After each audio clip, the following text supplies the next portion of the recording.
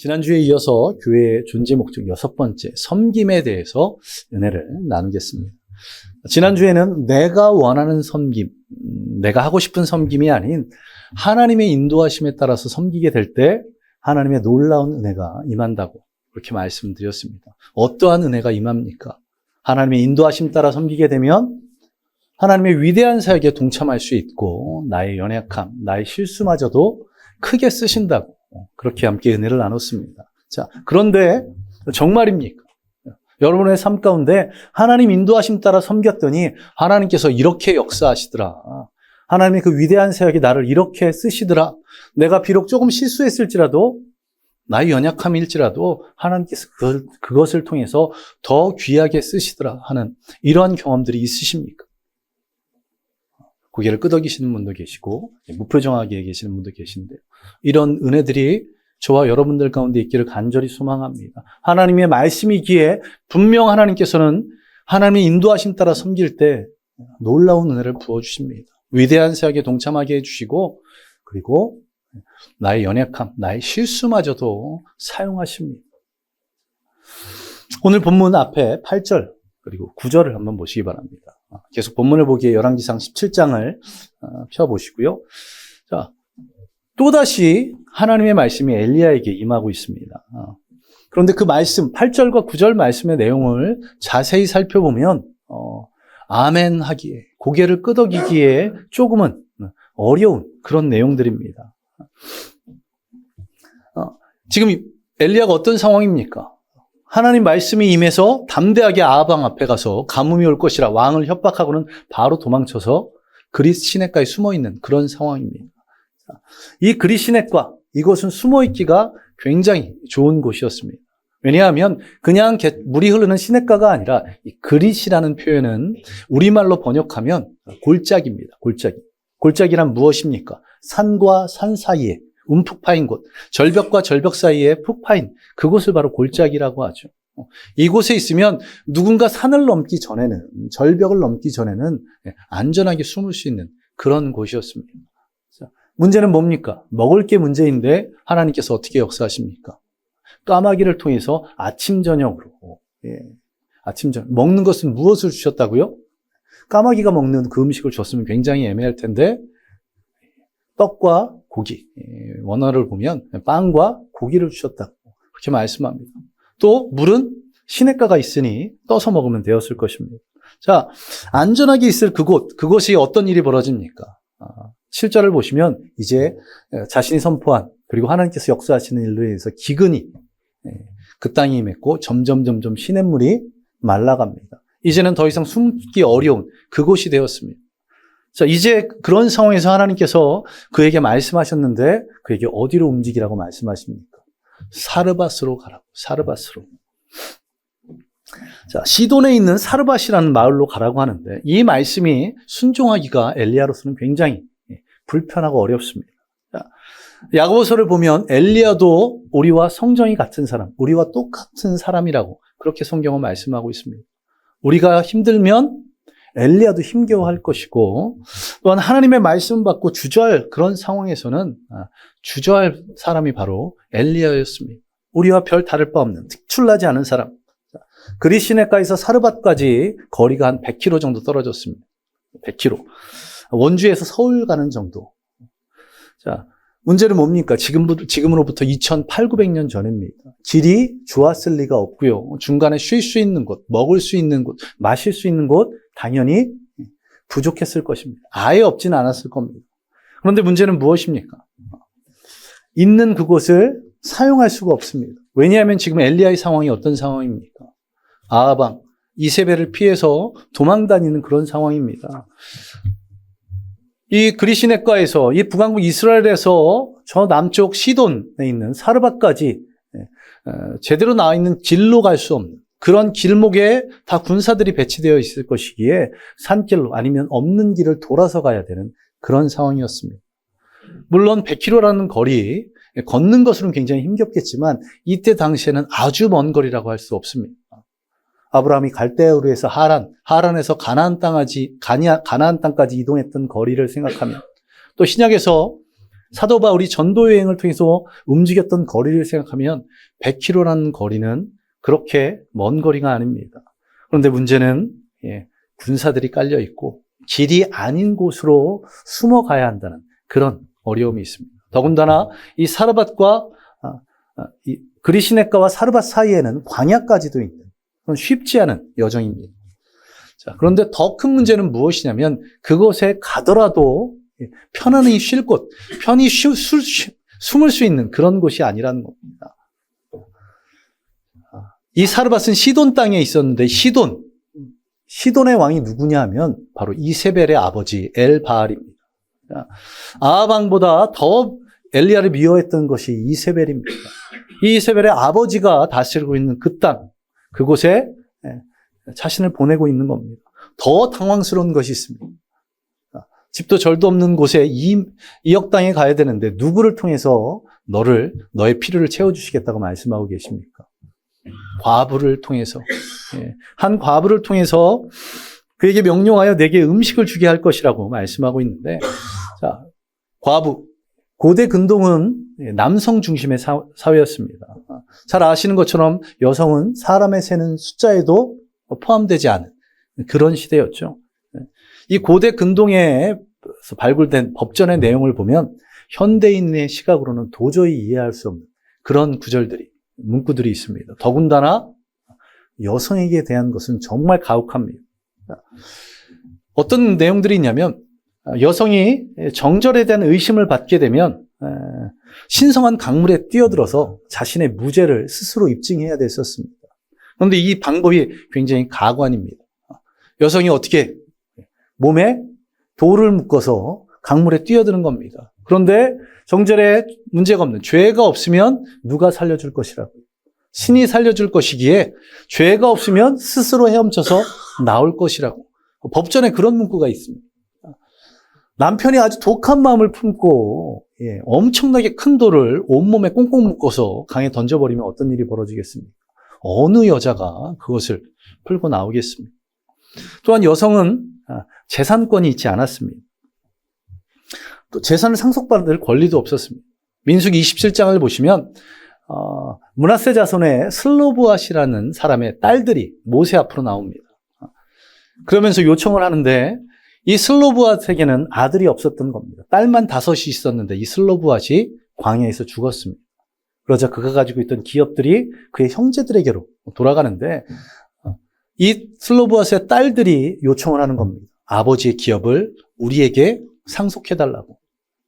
자, 무슨 말입니까? 이전까지는 여성에게는 상속이 되지 않았던, 여성은 재산권이 없었던 그런 상황이라는 겁니다. 이스라엘 땅에서도 그랬는데 다른 고대 근동의 다른 나라는 말할 것도 없을 것입니다. 그래서 이 고대 근동 지역에서 여성이 홀로 있다는 것, 그것은 소유가 없다는 말과 동일하며 구약 성경을 보시면 과부와 고아들이라고 해서 가난한 자들을 아주 대표하는 대명사처럼 쓰인 것입니다. 그런데 이런 가난한 과부를 통해서 먹을 것을 주시겠다고 그렇게 말씀하십니다. 여기서 끝이 아닙니다. 이 과부가 처한 상황, 어떤 상황입니까? 열왕기상 17장 12절을 보시면 이 과부는 과부 중에서도 제일 가난한 사람. 이제는 먹을 것이 없어서 먹고 죽으려고 마지막으로 있는 것을 음식을 만들어서 아들과 먹고 죽을 생각을 하고 있는 그런 상황이었습니다.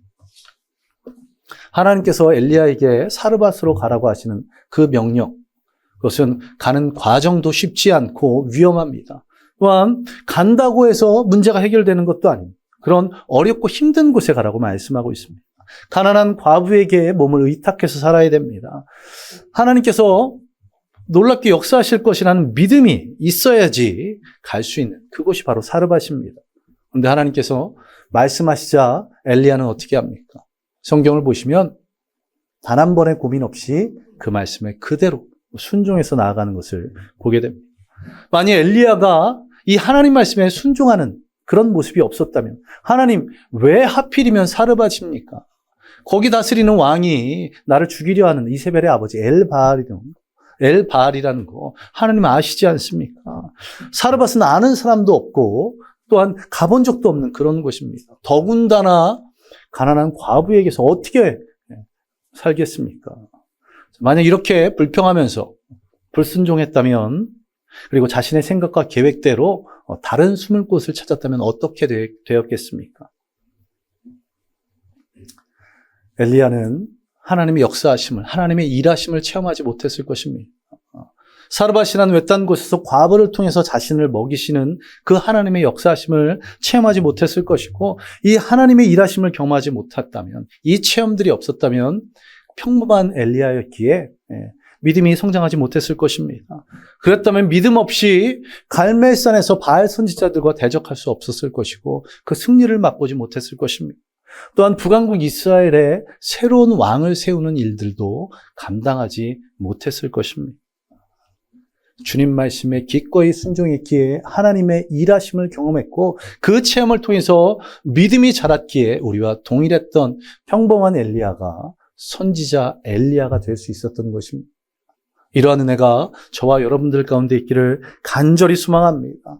주님 뜻이라면 기꺼이 순종해 나가는 저와 여러분 되시기 바랍니다. 때로는 그것이 이해하기 어려울지라도, 내 상식과는 조금, 내 생각과는 조금 차이가 있을지라도 주님 말씀하실 때에 믿음으로 순종하시기 바랍니다. 그때 주님께서 우리를 통해서, 또 우리를 대신해서 일하실 줄 믿습니다. 아멘.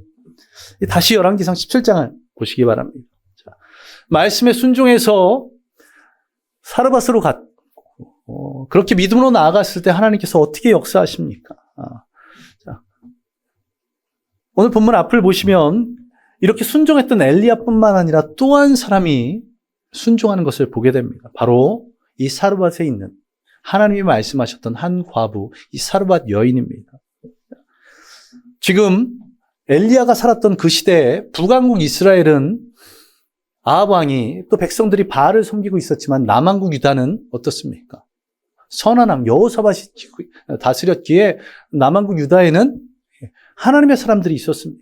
또한 북왕국 이스라엘에도 그 뒤에 보시면 하나님께서 바알에게 절하지 않은 자 7,000명을 준비해 놓으셨다고 말씀합니다. 하나님께서는 분명 하나님의 사람들이 북왕국 이스라엘에도 남왕국 유다에도 있었습니다. 분명히 아셨습니다. 그런데 왜 이 어려운 땅 사르밧에 한 과부를 통해서 역사하실까요? 오늘 본문을 보시면 이 여인에 대한 소개는 아무것도 없습니다. 이름이 무엇인지, 어떠한 과정을 통해서 이런 어려움을 겪고 있는지, 자, 아무런 말씀이 없습니다. 하나님이 이 여인에 대해서 말씀하시는 것은 한 가지, 과부이고, 그리고 주변 사람들에게 도움을 받지 못하는 그런 여인이라는 것입니다. 자, 앞서 보았던 것처럼 12절을 다시 보시면 이 여인은 마지막으로 음식을 만들어서 먹고 죽을 생각을 하고 있습니다. 기근으로 인해서 마을 인심이 팍팍해졌는지 모르겠습니다. 아니면 이 여인이 어떤 잘못으로 인해서 주변 사람들에게 양식을 꾸울 수 있는 그런 상황이 아닐 정도로 인심을 잃은 그런 여인일지도 모르겠습니다. 어떤 이유에서인지 정확하게는 알 수 없지만 더 이상은 양식을 구할 것이 없어 이제 죽기만을 기다리고 있는 그런 여인입니다. 그런데 이 여인을 통해서 하나님께서 어떻게 하십니까? 이 여인이 하나님의 말씀을 받은 엘리야의 말에 순종할 때에 하나님의 일하심을, 하나님의 은혜 베푸심을 이 여인조차도, 하나님을 믿는 사람이 아니었던 그런 여인조차도 주님의 역사하심을 경험하게 됩니다. 내가 비록 믿음이 연약할지라도 그 하나님의 약속의 말씀을 붙잡고 믿음으로 한 걸음 내디디면 하나님께서 역사하심을, 그 은혜 베풀어 주심을 믿으시기 바랍니다. 나의 믿음의 적고 크고에 상관없이 순종할 때 하나님은 일하신다는 것, 그것을 잊지 마시기 바랍니다. 이 여인의 모습을 한번 보시기 바랍니다. 이제 죽을 생각을 가지고 마지막으로 음식을 먹기 위해서 나뭇가지를 줍고 있습니다. 그런데 어떤 남자가 나타나서 그 여인에게 말합니다. 청어건대 그릇에 물을 가져다가 내게 마시게 하라. 자, 지금처럼 각 집마다 정수기가 있다면, 또 주변의 마트들, 편의점들이 가까이 있어서 생수를 살 수 있으면 어려운 일 아니겠죠. 그런데 중동지방, 근동지방은 지금도 물이 귀한데 2900년, 800년 전입니다. 더군다나 지금 상황이 어떤 상황입니까? 비가 내리지 않는, 기근이 있는 그런 상황들.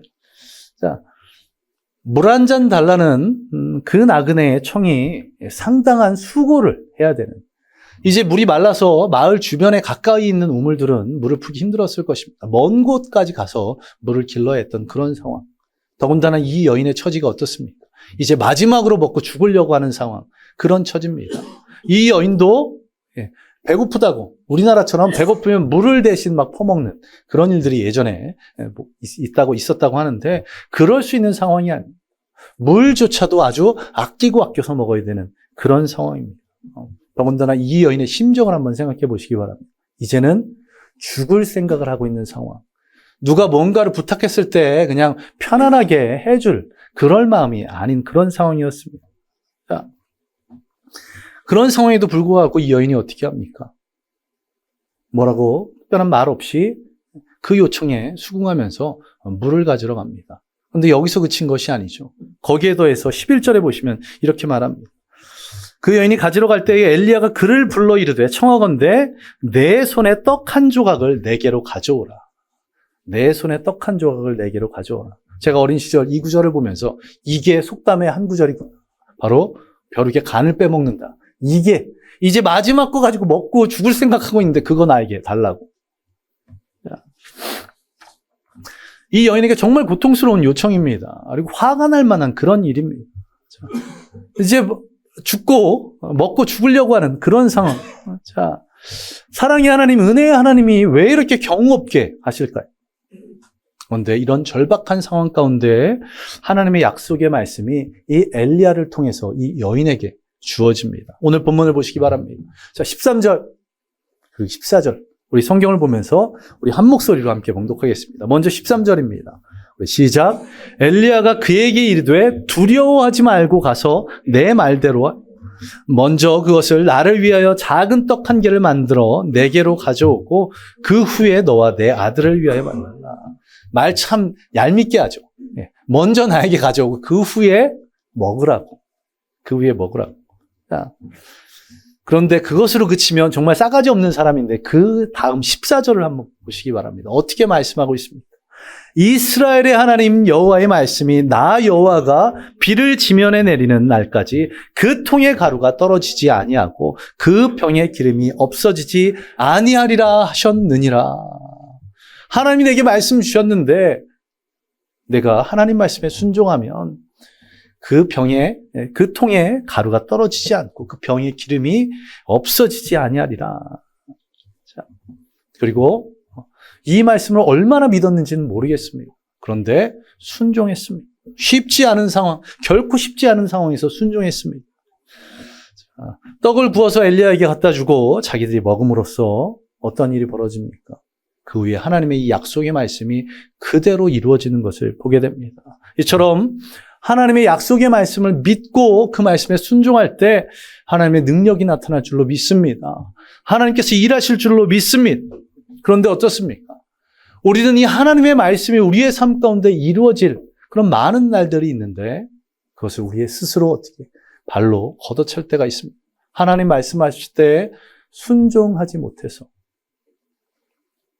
하나님께서 성경 말씀을 통해서 내가 기도하는 가운데 나에게 말씀하셨는데 나의 상황 생각하니 또 내가 가진 것을 생각하니 나의 경험들을 생각하니 나의 상식으로 생각하니 안 될 것 같아서 어려울 것 같아서 하나님의 일하심, 하나님의 역사하심을 체험하지 못하고 있는 것입니다. 16절을 보시기 바랍니다. 엘리야의 순종을 통해서 또 이 사르밧 여인의 순종을 통해서 어떠한 일이 벌어집니까? 우리 한 목소리로 함께 봉독하겠습니다. 여호와께서 엘리야를 통하여 하신 말씀같이 통의 가루가 떨어지지 아니하고 병의 기름이 없어지지 아니하니. 아멘. 아멘.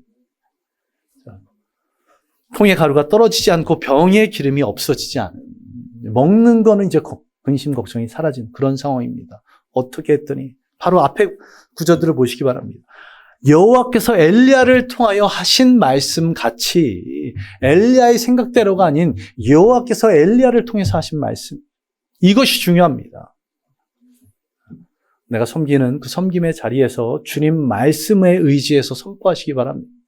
주님 말씀에 의지해서 순종하시기 바랍니다. 엘리야처럼 주님의 말씀이 들리면 상관이 없지만 우리에게는 그 대신 무엇이 주어졌습니까? 하나님께서 영감을 통해서 우리에게 계시하여 주신 이 신구약 성경 66권의 말씀이 우리에게 주어져 있습니다. 이 말씀 안에 기록된 것이라면 그 말씀을 하나님께서 이루심을 믿고 한번 순종해 보시기 바랍니다. 실천해 보시기 바랍니다. 그때 주님께서 우리의 섬김 가운데 일하실 줄 믿습니다.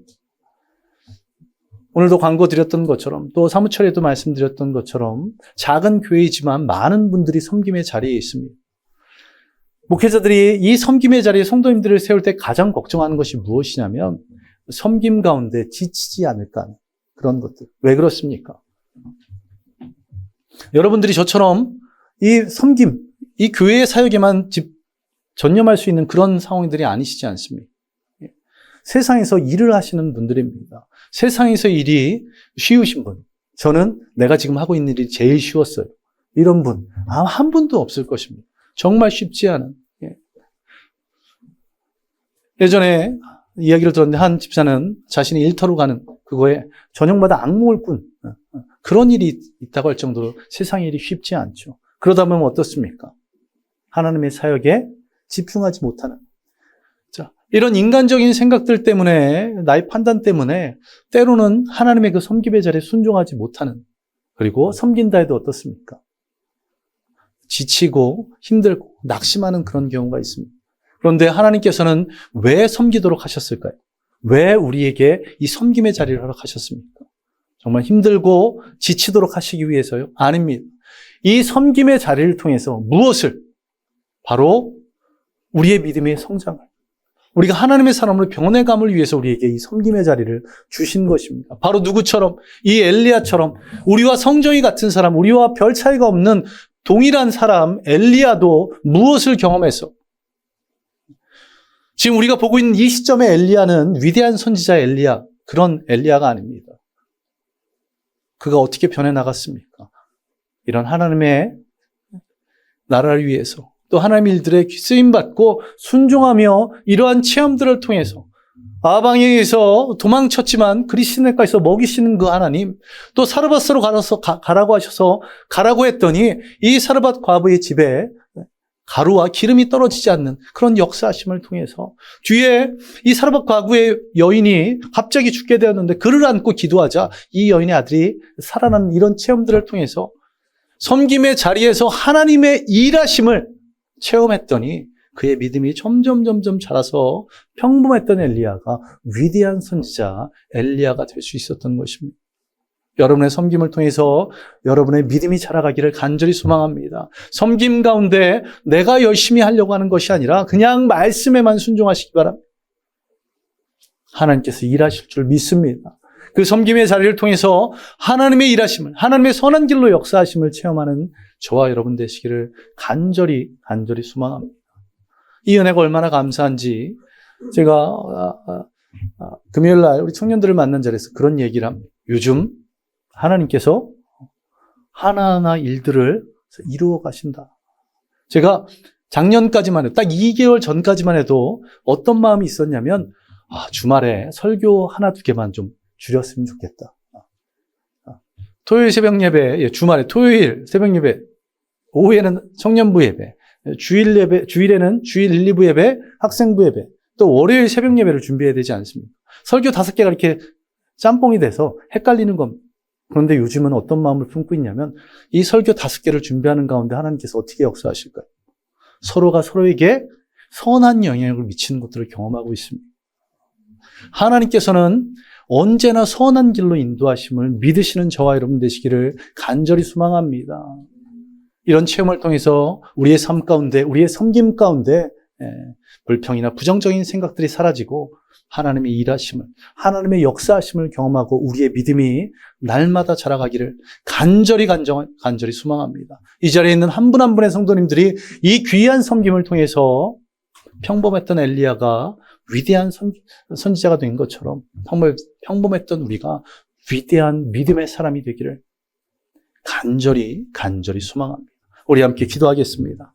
오늘 말씀을 생각하며 하나님, 주님께서 부르신 그 자리에 내가 순종함으로 나아감을 통해서 주님의 일하심을 경험하며 그 체험들을 통해서 우리의 믿음이 날마다 자라갈 수 있도록 오늘 엘리야와 같이 평범했던 그 엘리야가 위대한 선지자가 된 것 같이 하나님, 내가 순종함으로 이 놀라운 은혜들을, 놀라운 역사들을 선한 길로 인도하시는 주님을 만날 수 있도록 주여 은혜를 부어달라고 우리 함께 기도하겠습니다. 기도합니다. 아버지 하나님, 이 시간 간절히 구하오니 주님, 엘리야와 같은 놀라운 은혜가 우리의 삶 가운데 이루어질 수 있도록 아버지 하나님, 엘리야에게 역사하시던 하나님, 나에게도 동일하게 역사하시는 하나님이심을 믿습니다. 내가 이 약속의 말씀들을 붙잡고 믿음으로 순종할 때에 주님 일하여 주시고 주님 역사하여 주시고 주님 은혜를 베풀어 주시고 주님께서 선한 길로 인도하여 주시옵소서. 그러한 체험들이 우리 가운데 있기를 간절히 소망합니다. 아버지 하나님, 내가 이 주님의 몸된 교회를 섬기는 또 우리 가정과 우리 일터 또한 이 나라의 민족과 또 하나님 나라를 섬기는 그런 모든 여정들 가운데 일하시는 주님, 아버지 역사하시는 주님 만나게 하시고 그 주님을 만나는 체험들을 통해서 우리의 믿음이 날마다 자라갈 수 있도록 아버지 하나님, 그 귀한 은혜로 부어주시옵소서. 엘리야와 같이 귀하게 쓰임받는 믿음의 성도들에게 주여 인도하여 주시옵소서. 모든 것 예수님 이름으로 기도드리옵니다. 아멘. 우리 계속해서 기도할 때 올해의 기도 제목입니다. 하나님, 우리 예배 처소를 위해서 온 교회 성도들이 함께 기도함으로 주님께서 동일한 응답을 통해서 한 마음으로 그 일들을 이루어갈 수 있게 해달라고 기도해 주시고, 우리가 주님의 지상명령, 주의 복음을 증거하는 것을 위해서 한 영혼을 품고 기도해 주시고, 또한 우리의 다음 세대, 이들을 믿음의 세대로 21세기를 이끌어갈 하나님의 세대로 양육할 수 있도록 주여 역사해달라고 우리 함께 기도하겠습니다. 기도합니다. 하나님, 오늘도 간절히 구하오니 주님께서 은혜를 부어주시옵소서. 우리의 기도에 응답하여 주시기를 간절히 소망합니다. 아버지 하나님, 우리 교회 예배 처소를 위해서 기도합니다. 우리 온 교회 성도들이 놓고 기도할 때 동일한 응답을 통해서 우리 모두가 한 마음으로 이 사역들을 이루어갈 수 있도록, 이 사역들을 이루어가게 주여 역사하여 주시옵소서. 아버지 하나님, 각자의 여러 생각들이 있을 것입니다. 그러나 우리가 움직일 때에 주님의 응답을 통해서 움직이게 하여 사람의 생각으로가 아닌 주님의 응답으로 말미암아 움직임을 통해서 기쁨과 즐거움 가운데 예배의 초소들이 아버지 하나님 새롭게 되게 주여 인도하여 주시옵소서. 또한 주님의 지상명령, 내 제자 삼고 증인되라고 하신 그 명령을 이루어갈 수 있도록 우리가 한 영혼을 품고 기도하게 하시고 그 영혼을 주님께로 인도할 수 있도록 예수를 힘쓰는 우리 모든 지체들에게 주여 역사하옵소서. 또한 우리의 자녀들, 우리의 다음 세대들을 믿음의 세대로 세워가게 주님 붙들어 주시옵소서. 아버지, 지금 비록 어리고 연약하지만 우리가 이들을 위해서 눈물로 기도하며 말씀으로 예약하며 사랑으로 아버지 하나님 만들 때 이들이 21세기를 이끌어가는 믿음의 세대, 하나님의 세대가 되게 주님 역사하여 주시고 아버지 하나님께서 한 명 한 명의 영혼들에게 귀한 은혜로 이들을 귀하게 사용하여 주시옵소서. 이러한 우리의 기도에 주님이 응답하시고 은혜를 베풀어 주시고 믿사오며 모든 것 예수님 이름으로 기도드리옵나이다. 아멘. 아버지 하나님, 감사드립니다. 오늘 이 예배를 통해서 우리에게 귀한 은혜를 부어주시니 감사드립니다. 우리가 이 주님의 몸된 교회를 섬김에 있어 또 하나님 나라를 위해서 이 나라의 민족과 우리 가정과 우리 일터를 위해서 섬기는 모든 여정들 가운데 주님이 역사하여 주옵소서. 아버지, 내가 그것을 힘쓰고 애쓰다가 지치고 낙심하는 것이 아닌 주님이 일하심을 체험하며 그 섬김을 통해서 우리의 믿음이 자라가게 하시고 그 자란 우리의 믿음을 통해서 하나님께서 우리를 더 크게 사용하여 주시옵소서. 평범했던 사람 엘리야가 위대한 선지자, 죽음을 보지 않고 바람을 타고 하늘에 올라갔던 그런 선지자가 됐던 것처럼 우리도 아버지 하나님의 그 귀한 말씀을 믿고 의지하며 순종하며 나감을 통해서 주님이 일하여 주시고 이런 체험들, 또 말씀이 이루어지는 경험들을 통해서 우리의 믿음이 자라가며 진정한 그리스도인 되어서 이 땅을 변화시켜 나갈 위대한 사람들로 사용하여 주시옵소서. 주님께서 그 은혜를 베풀어 주심을 믿습니다. 또한 드려진 예물마다 주님 축복하여 주시고 그 손길을 은혜로 더하여 주시며 또 하나님 나라를 위해서 또 주님의 몸된 교회를 위해서 귀하게 사용하여 주시옵소서. 주님께 감사드리며 이 모든 것 예수님 이름으로 기도드리옵나이다. 아멘. 이제는 우리 주 예수 그리스도의 은혜와 무한하신 하나님의 사랑하심과 성령님의 함께하심과 충만하심이 오늘 주의 말씀에 순종하며 그 주님 뜻대로 섬기기로 작정한 모든 성도들 머리에 임하시기를 예수 그리스도의 이름으로 간절히 축원하옵나이다. 아멘. 주님.